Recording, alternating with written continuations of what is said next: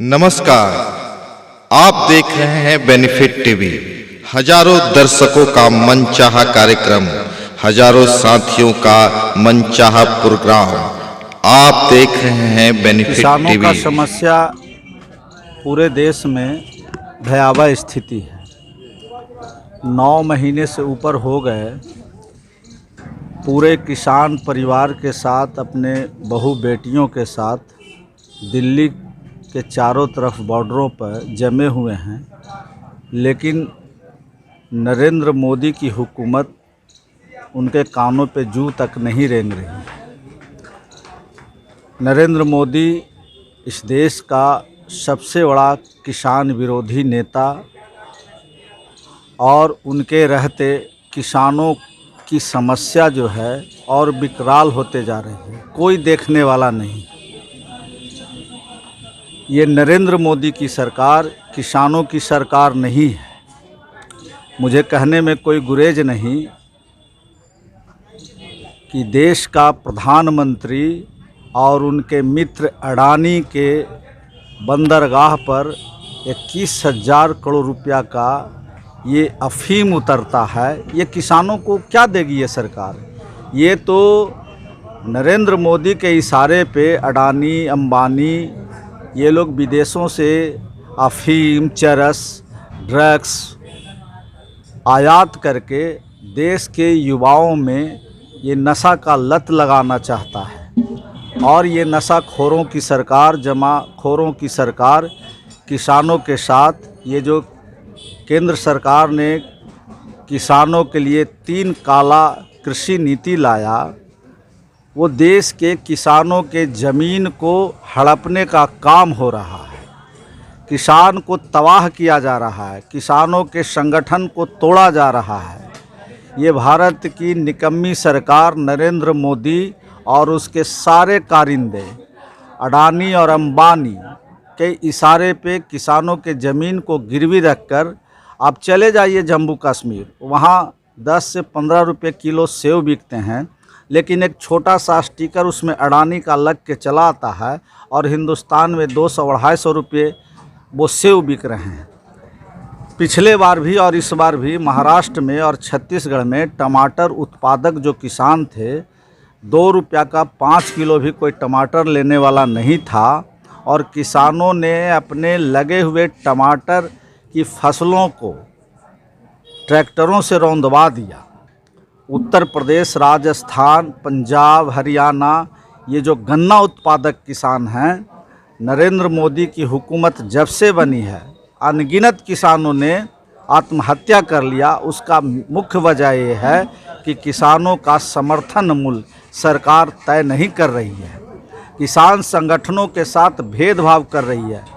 मैं लगातार इस बात को कई वर्षों से कहता रहा हूँ कि जब तक यहाँ के किसानों के बेहतरी के लिए अगर सरकार प्रबंध करती है, तो सबसे पहले कृषि को उद्योग का दर्जा देना चाहिए। ये किसान संगठनों का मांग है। राष्ट्रीय जनता दल और हमारे माननीय नेता तेजस्वी यादव जी ने अभी बहुत बड़ा आंदोलन किया किसानों के सवाल पर। पूरा बिहार बंद था, और बिहार ही नहीं, तमाम किसान संगठनों ने जमकर विरोध किया। लेकिन ये निकम्मी सरकार, केंद्र की निकम्मी सरकार, आप देख लीजिए कि दिल्ली के बॉर्डरों पर जब किसान यूनियन के नेता राकेश टिकैत दिल्ली रामलीला मैदान पहुंचना चाहते हैं, तो सड़कों पर लोहे का मोटा मोटा कील ठोकवा दिया जाता है ताकि किसान वहां नहीं जा सके। इसलिए तमाम इस इलाके का किसान, हम लोग सब इस बात के लिए विरोध में हैं कि ये नरेंद्र मोदी की सरकार, इनकी हुकूमत हम किसानों को मारना चाहती है, भूखे मारना चाहती है। अभी और यहाँ की जो सरकार हैं नीतीश कुमार, जिनकी शुरुआत में राजनीति होती थी, ये फतुहा से लेके बढ़िया टाल योजना, नवनिर्माण समिति करके वो आंदोलन करते थे। माननीय नीतीश कुमार जी केंद्रीय कृषि राज्य मंत्री बने, भूतल परिवहन राज्य मंत्री बने, अभी वर्तमान में बिहार के मुख्यमंत्री हैं। मैं उनसे सवाल करना चाहता हूं कि माननीय मुख्यमंत्री जी, आपने फतुहा बढ़िया टाल योजना के लिए क्या किए? पूरे एशिया में ये जो हमारा फतुहा बढ़िया टाल योजना है, तेलहन और दलहन के मामले में ये सबसे ज़्यादा फर्टिलाइज भूमि है, लेकिन नीतीश कुमार इस इलाके के किसानों के साथ भी भेदभाव करते हैं। उनकी कोई नीति नहीं है। दोनों डबल इंजन की सरकार, बिहार की सरकार और केंद्र की सरकार किसानों को मारना चाहती है, उनकी दौलत को छीनना चाहती है और उनके ज़मीन को बड़े बड़े उद्योगपतियों के इशारे पे उनके ज़मीन को गिरवी रखना चाहती है। फतवा प्रखंड के 15 नंबर पंचायत गौरीपुंदा के सरपंच पद पर चुनाव लड़ने जा रहे हैं। वहाँ गौरीपुंदा के जनता से कहना चाहते हैं कि अगर हम सरपंच का चुनाव अगर जीत जाते हैं तो गौरीपुंदा में शांति सद्भाव रखेंगे और कोई मतलब न्यायालय की जरूरत नहीं पड़ेगी। इकोनॉमिक्स में लिखा हुआ है, दो शब्द लिखा हुआ है, एमआरपी और एमएसपी। एक सुई उत्पादन जो करता है, साधारण सुई उत्पादन करता है, उसका सामान एमआरपी में बिकता है, और एक किसान इतने बड़े पैमाने पर खेती करता है, उसको एमएसपी भी नहीं है, यानी मिनिमम सपोर्ट प्राइस भी नहीं मिलता है। और ये सारी निकम्मी सरकार का ये योगदान है कि ये किसानों को एमएसपी भी देना नहीं चाहती है। ये एक ईस्ट इंडिया कंपनी आई थी 16वीं शताब्दी में, जो पूरे भारत को गुलाम बना के रख दिया था, और यहाँ मोदी जी की सरकार 4 बड़ी कंपनियों को खड़ा करने का प्रयास कर रहा है। वो इस देश का क्या होगा? भारत, मेरे समझ से यदि यही अवस्था रही तो भारत नहीं रह के फिर बिहार, बंगाल, उड़ीसा और ये पटना जैसे राज्य बन जाएगा। ये किसान की समस्या बहुत बड़ी समस्या है, कोई साधारण समस्या नहीं है। हम लोग किसान के बेटे हैं, किसानी से करके हमारे पिताजी पढ़ाए हैं, लिखाए हैं और यहाँ तक पहुँचे हैं। किसान की समस्या मामूली समस्या नहीं, विकराल समस्या है। किसानों की इतनी बड़ी समस्या है लेकिन सरकार इसको तवज्जो नहीं दे रही है। इसके पीछे एक कारण ये भी है कि सरकार जो है बहुमत की सरकार है। क्या कितना इस बात को आप मानते हैं? बहुमत की सरकार है, लेकिन ये बहुमत किस काम का है? पार्लियामेंट में बैठे हुए लोगों को के लोग जो उनके घर के परिवार के लोग हैं, क्या वो सभी पार्लियामेंट के सदस्य हैं? उनके जितने सगा संबंधी हैं सब पार्लियामेंट के सदस्य हैं, वो भी किसानी करते होंगे, उनके सगा संबंधी भी किसानी करते होंगे, उनके कर कुटुंब भी किसानी करते होंगे। उनके वो कभी पूछे हैं अपने लोगों से कि हमारी क्या समस्या होगी? अपने बारे में तो बता नहीं सकेंगे। इसलिए मेरे समझ से ये पार्लियामेंट के जो सदस्य हैं, चाहे मोदी जी हों, चाहे अमित शाह जी हों, चाहे जो लोग भी हों, ये इनको किसान की समस्या से कोई मतलब नहीं। इनका मतलब अपने लोगों से अपना पेट भरने से है, इससे ज़्यादा मतलब नहीं है।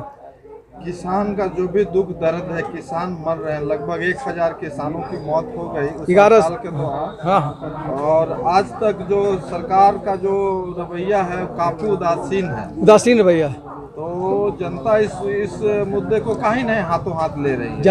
जनता ले रही। जनता तो 9 महीना से करीब दिल्ली को घेर के बैठे हुए हैं। लेकिन मेरे समझ से लगता है कि सरकार और प्लस कोर्ट भी सरकार के समर्थन में चला गया। कि कल देख रहे थे सुप्रीम कोर्ट के लोग कह रहे हैं कि किसान का ये देश नहीं है, बल्कि और लोगों का भी अधिकार है।